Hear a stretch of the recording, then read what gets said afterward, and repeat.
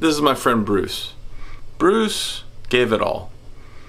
Some give all, I'll give some. It's the truth of it. Bruce, what do you think about that? Bruce isn't big on talking. You know, I'm on vacation with my family, and I've taken a few days off. If you notice, I didn't hit my upload schedule. That was intentional. I spent some time talking with Aaron, Icky, Leslie, and we spent a lot of time talking about values and goals. And it was really good to hear him say that sacrificing time with family and with friends is not necessarily the right way to go about doing things. So I hope that you enjoy this segment where Aaron talks about the beginnings of his FPV journey, as well as how he fell sideways into things like videography and photography, and finally how his goals have changed and his values have come into play. I hope you enjoy it. I'll talk to you soon. Bye. Ladies and gentlemen, I would like to bring to you Aaron Icky Leslie. And many of you may know him, many of you may not. He has been around the drone scene for quite a while. How long have you been around, as a matter of fact? Man, I'm really bad with time. And I think it's been more than a couple years at this point. It feels like just yesterday, and you hear everybody say that, but it really does. It feels like just a couple weeks ago I started, and then now I've got broken drone parts all over this room, and I don't even remember when or how it started. Okay. So for any of you that don't know Aaron, and the Icky obviously stands for being a very icky person, right? Well, I like the name because it has a lot of meanings, and to me, art can mean many different things to many different people, and I like a name that can mean many different things to many different people. So no one in the industry, almost nobody knows this. So my first I went with Buster, and I'll try and keep this short. Buster, because I kept busting things and breaking things all the time, like the dummy from Mythbusters. And that was just in a very tight clique of people that don't even fly over here anymore. I used to carry a mustache. By the way, it's gone. I don't know if you've noticed. Yeah. And it looked like the Snidely Whiplash mustache. And so my buddy called me Whiplash. And then that kind of started to catch on. But I was never really big in the FPV industry at the time. And then I really started to try and record myself and do things with the FPV Noob Tube. And a buddy of mine called me Icarus because I'm always way outreaching my bounds and my skill levels and doing things that I know I shouldn't be doing and getting burnt for it. So I went by that a little bit. It was kind of cringy. And then Josh Withrow called me Icky, and that just stuck like freaking glue, man. I liked it. Everybody loves it. I like it too. It took me a little bit. I was like, I got turned on to some of your stuff by Donald Striffler. And he is in, so he used to be out here in the Hampton Roads area. But now he's in Texas. He's actually flying X-Class now. Yeah. Which is, I need to get him on here and talk about that. But he turned me on to a video that you did about GoPro settings. And yeah.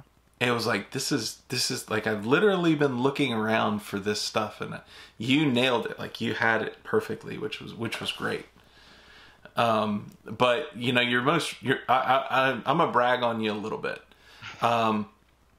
So if you've never watched Aaron's videos, then stop what you're doing right now, pause this video, open up another browser, and go watch Home, which he just put out. And what you'll see is that Aaron is actually, you're not only a drone flyer, you're a videographer as well. And the thing I loved about Home was that it had elements of not only just spectacular flying in a relatively mundane place. It was home. Yeah. It was your house. But you had elements of, you know, B-roll and videography, but then the very ending, which I'm not going to spoil for anyone, really brought home what it meant to be home. And I sat there and I watched it, and I was just like, oh, was so good. Like I really, truly, truly, like there are very few flight edits, and that wasn't even a total flight edit. I mean, there, like I said, there were some interspersed videographic things in there. Right. But it was well worth it. So if you're watching right now, just stop, go to his channel, and check it out, because it will be well worth it. So, all right. So tell me, you know, we've kind of touched on your name, but like, tell me, you know, what's your origin story? How did you get into drones? So I'll give you the short version, but I'll give you the short version, but like pack as many details as I can into it. So pretty much like I was trying to, and I was one YouTube video away from actually driving RC cars, like scale cars, instead of flying drones. And that video was one of Stingy's videos where he was like power looping in between two buildings, like car garages or something. I remember they were flying from inside of his car because it was so cold. I believe it was him and Steele, or him and Willie. I don't remember. But I was going to do like scale RC cars, and because I was just looking for something to get into. I saw that. I said, oh, man. So I did some Googling. I found the Wizard X220. I bought it. I crashed it and made some videos because I didn't know what the heck I was doing. So I figured somebody else out there wouldn't know what the heck they were doing. And those videos got tens of thousands of views a piece. And like, I was like, wow, this is kind of fun, you know? And so pretty much I kept doing that, and then I got bored of it and realized I grew as a person, and I grew as a pilot and as a content creator, and had to come out of my cocoon and become something entirely different. So I had to split off the channels and give that to somebody else and really focus on being myself more. That's what I'm doing now. So were you a videographer before drones? I didn't even own a camera really? Before drones. Yeah, so pretty much I did that. I was shooting on my phone, and then got some old crappy camera from like a pawn shop, and then quickly outgrew it. Decided to start a business, but it was partly because of the FPV Noob Tube. There's a large community there, and they wanted products and things, but I wanted a reason to write off this camera.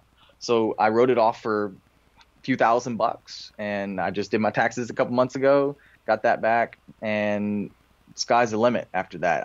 I play with it every single day, trying different settings and different things, and FPV has turned me into something else. Like, it's opened my world to cinematography and an entirely different form of art. I've always been an artist, but this is something way better. What kind of art did you do? Just, drawing, painting, things like that, graphic design. I went to college for commercial arts and design, which is why I've kind of fell into a lot of what I'm doing here. It just fits. Okay. So, here's a question I have for you, which is, number one, it's very interesting.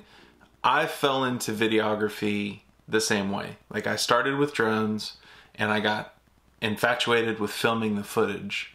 Yeah. And then eventually was starting to record things on my phone, and then picked up this little Lumix G7 that I'm on right now. And it looks good, by the way. Thank you. For what it is as a budget, Micro Four Thirds, it's a great little camera. Yeah, and all of a sudden now I'm doing things like, going to my church and shooting video for big events, and they want me to pull out the drones. I got the Mavic back there, so I pull the Mavic out, and I think I'm going to start. I've introduced a little bit of FPV into some of their content that we show at the church, which is really hysterical. That's awesome. Yeah. So, anyways, this is a side note. We don't need to talk about it. Well, go ahead. I feel like just because of the connection we made with that, and there's a lot of people that feel similar and have similar stories. I want to find the center for that and figure out why. And I feel just now while you were talking that it's because this FPV gives us a confidence that I don't think we've ever had. Like, nothing else would have given us the jump. If somebody would have just handed me a camera and been like, look, you can do this, and shown me how to do it, I would have given up a month later. But FPV has given us this confidence and this freedom to just be ourselves. And I think that that's a big part of why we're growing and changing and doing these things. And I will also attribute it to the types of cameras that we use on our drones. Yeah.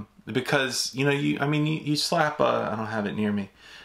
You slap a session 4, which is not, it's not, from an image quality perspective and things, it's not a super fantastic camera, but it still puts out this really crisp 60 frames per second at 1080p, and you don't have to try. Yeah. Right? Like, I remember the first time I held a real camera, it was a Sony A6300, I think. And I had no clue what I was doing. I didn't know anything about exposure. I didn't know anything about aperture. I didn't know, I barely knew anything about frame rate. I certainly had no concept that frame rate was supposed to be twice of shutter speed. And it was once again helping out at church. I was just like, okay, well, I can kind of sort of film. I don't think any of that footage ever made it into anything that anybody ever produced. And I did get to be known as the drone guy. But yeah, it was that confidence, and it was also, I think there's like a hunger that it builds in you, where you start with like, I remember my initial flight edits, right? It was like, dude, I got a full 5 seconds out of that flight. That was amazing, right? Like, oh my gosh, I did a roll. And oh, I punched out and I went to the moon and I got to see the horizon of the earth, right? And, yes. Actually that was just super view, but I didn't know that at the time. Still, man, it's just, and nobody gets to see those things. No. And then all of a sudden you start falling sideways into this other thing where it's like, hey, I like cameras. I never knew I liked cameras before. Like, I was always good with taking pictures. Now, do you do photography, or do you just do? Yeah, it's kind of a mix between both, and one feeds the other and just goes back and forth. So like Drone Dropbox, or the Drone Drop, they approached me to take pictures of their monthly boxes. Mm-hmm. So I'll be doing that. They're gonna send their boxes. I'll take photos of the items and put them wherever they go. But I'll probably do some short videos and stuff too for their social media, just because I enjoy doing it, and it's just a camera setting away, honestly.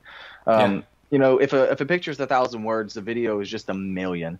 Like, one static picture is something, but if you take a camera and just kind of pan it for like 2 seconds to get a little bit of parallax between the items that are standing in front of each other, it's just it lifts something in you when you watch it, and I just can't get enough of that. I don't know why.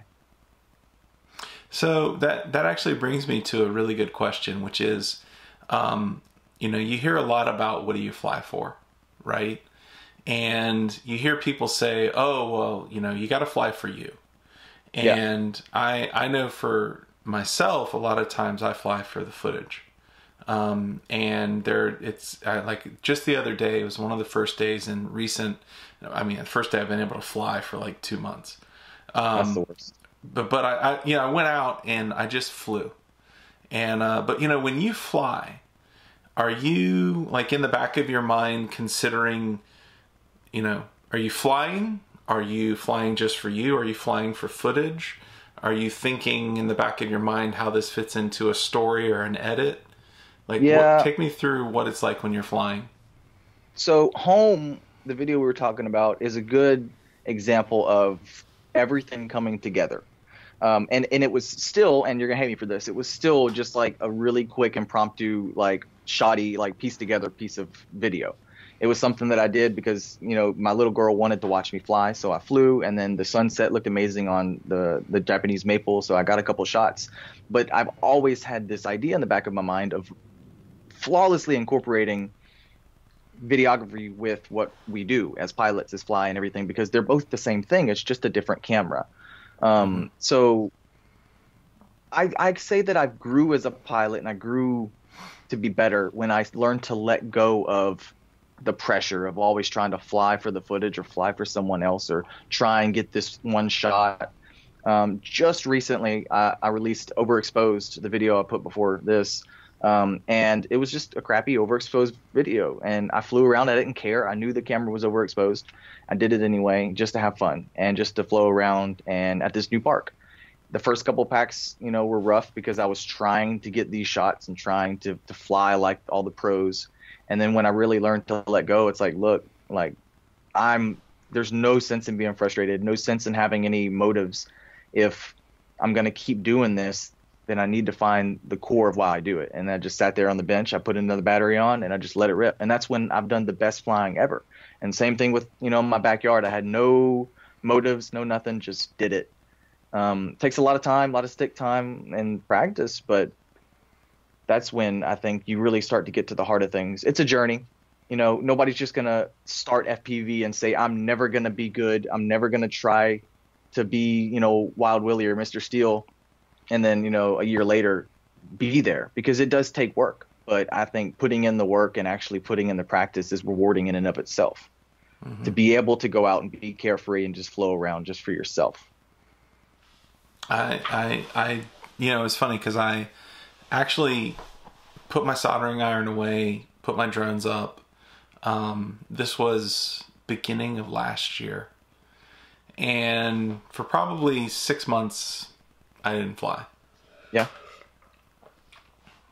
I got so tired. I mean, I was on this like rigorous schedule of just get stick time. But I was also concerned about the footage.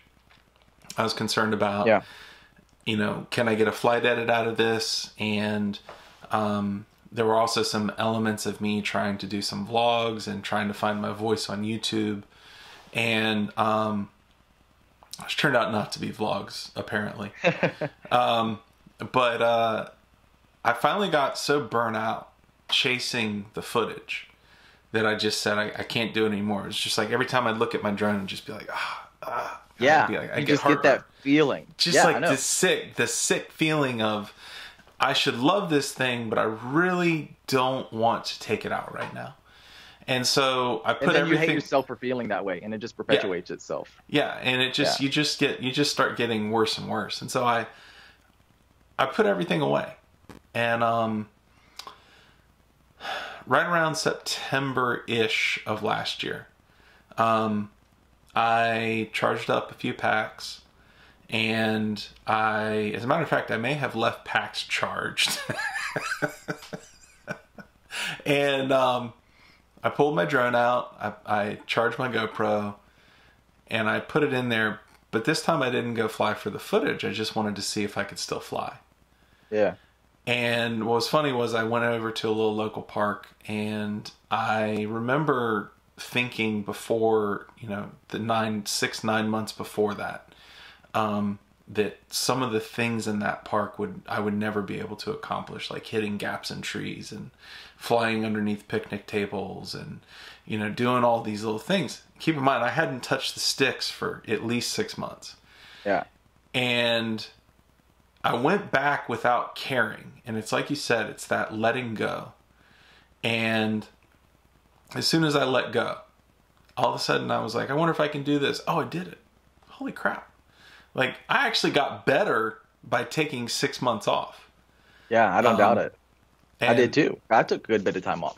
So how much time did you take off? I don't even know. I didn't count. And that's the thing. Like, I let go so hard that I just let go. Like, I didn't care. I couldn't even think about it. I couldn't do anything anymore. I just had to stop. And I knew I was going to come back. And I did the same thing with social media. I left social media and just focused on life and grew a little bit as a person and find out what my values and my goals were for life. And then came back hard and said, okay, this is what I'm going to do. I'm going to do it for myself, but I'm going to record it. If something's good, good. If it's not, good. Doesn't matter. But I came back with very specific goals and core values, and that ones that I found and I thought were healthy, so that I could move forward and not have to deal with all of that BS again. Tell me some of those goals and values. Well, pretty much, and a lot of them are feelings, but so understood. Pretty much just to only spend time doing what you enjoy.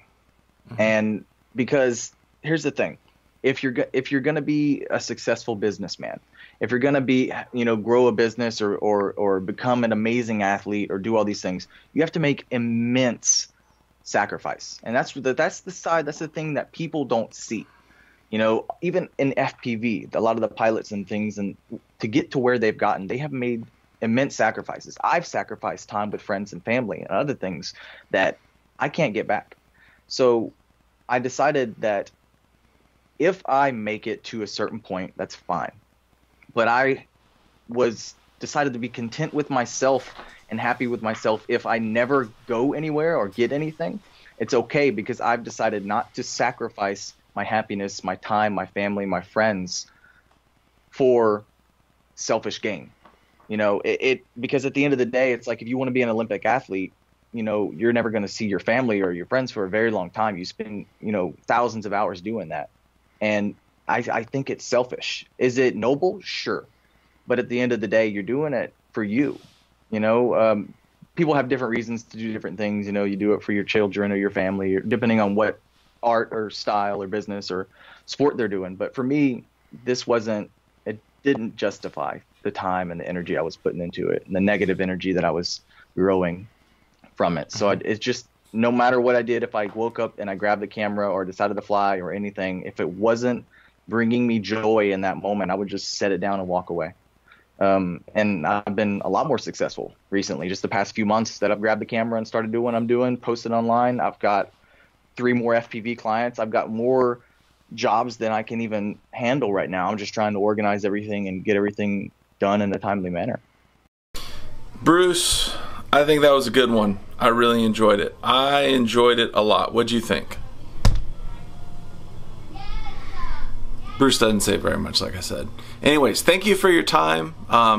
Definitely go check out Aaron's channel. If you can watch Home or Overexposed or any of his other videos, it is beautiful flying, but at the same time, it is awesome cinematography and videography. My name is Mike. I hope that you have enjoyed this. Like, subscribe, comment, and go show some love to Aaron too. I'll talk to you soon. Bye.